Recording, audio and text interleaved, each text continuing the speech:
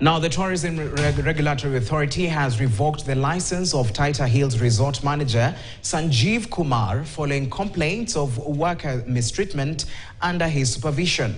Now, speaking in Nairobi, the authority's chairperson, Benjamin Washiali, stated that the manager had been subjecting junior employees to verbal and physical abuse while also denying them their basic rights. This comes as residents of Taita Taveta threatened to stage protests against the manager's mistreatment of workers in the area.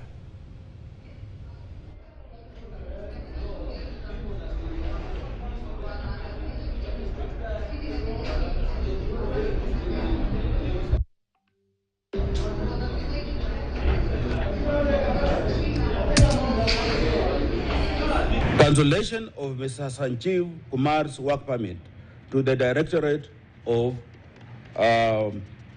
Immigration Services.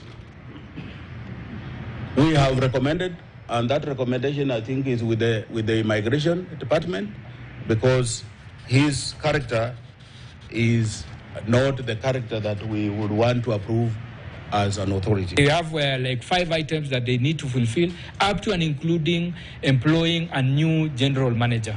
Because this one we are expecting a Department of Immigration to take action, and we have recommended cancellation of the work permit. So we don't expect this gentleman to be working in that facility. Now, digital transformation is reshaping Kenya's insurance sector, changing how businesses operate. However, intermediaries have remained key players in distribution.